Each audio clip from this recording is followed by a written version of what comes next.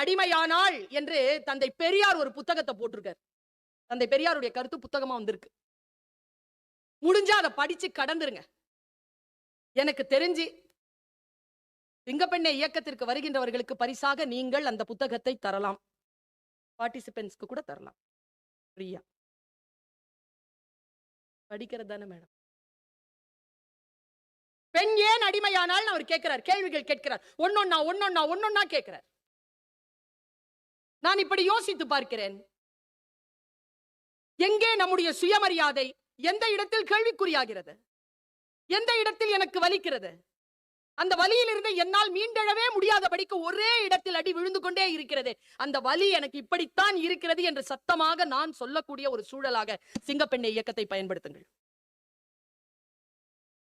நான் இதை நிறைய இடங்கள்ல சொன்னதில்லை காமாட்சி மேடம். என்னுடைய அம்மம்மா 85 வயதுல, அப்ப எனக்கு 25 வயசு. அவங்க உடம்ப துடைக்கும் போது அவங்களுக்கு ஒரு காயத்தை பார்த்தேன். அந்த காயம் என்னன்னு கேட்ட உடனே மிரண்டு போய் அந்த வயதான அந்த மூதாட்டி, ஜன்னல்லாம் மூடி இருக்கா, யாராவது பார்த்துட்டாங்களான்னு கேட்கறாங்க. யாரும் பார்க்கல அம்மா, சொல்லி எப்படி வந்துச்சின்னு. அதா சொல்லணுமா? ஆமா சொல்லு. இது நான் உங்க அம்மா அப்பாவை கல்யாணம் பண்ணல. 9 வயசுல எனக்கு கல்யாணம். நான் ருது ஆகிற வரைக்கும் வீட்டில் இருந்தேன். 13 வயசுல ருது ஆன என்ன அவங்க வீட்டுக்கு அனுப்புனாங்க. அப்போ வந்து அலங்காரம் பண்ணாங்க. அப்போ பூ, நான் சின்ன உருவம் தானே, பூ நிறைய வச்சு வச்சு கட்டும் போது கட்ட முடியல. அது பின்னு வச்சு கட்டினாங்க. அது பின்ன அடிச்சு அதையோட அடிச்சுட்டாங்க. 3 மணிக்கு அடிச்சிருக்காங்க பின்னு. அம்மா அப்பா வீட்டுக்கு போய் அந்த ரூம்ல அவங்க உட்கார்றதுக்கு மணி 7 ஆயிடுச்சு சாயந்தரம். ரத்தம் பூ தாண்டி வந்துருச்சான். அம்மா அப்பா வந்திருக்கிறாரு. அந்த பூல கை வச்ச உடனே அவருக்கு ஈரம் தெரிஞ்சிருக்கு. கையில ரத்தத்தை பார்த்து மயங்கி விழுந்துட்டு இருக்காரு. இவங்கள கூட்டு போயிட்டாங்க வீட்டுக்கு.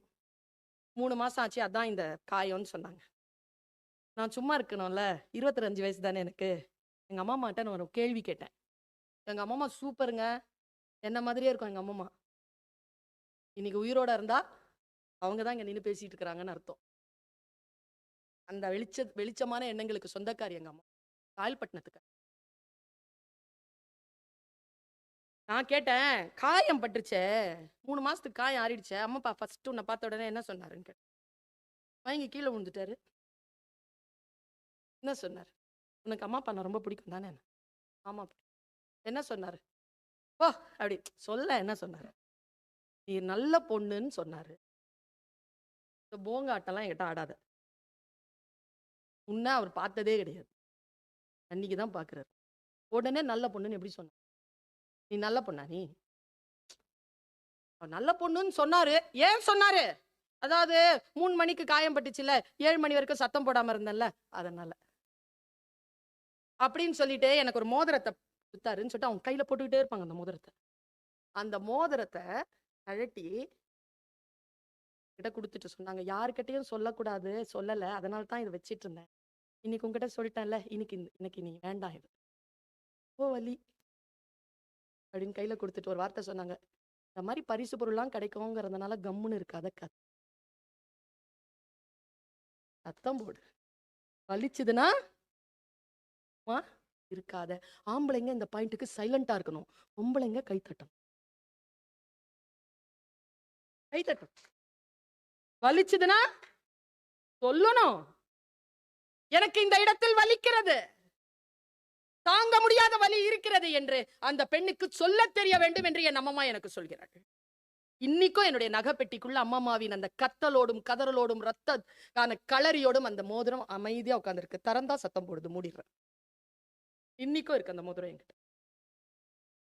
எத்தனை பெண்கள் பாராட்டு பெற வேண்டும் என்பதற்காக, ஒரு விஷயத்தை அமைதி காக்க வேண்டும் என்பதற்காக. Raise your voice. அதனால் தான் அரசு இத்தகைய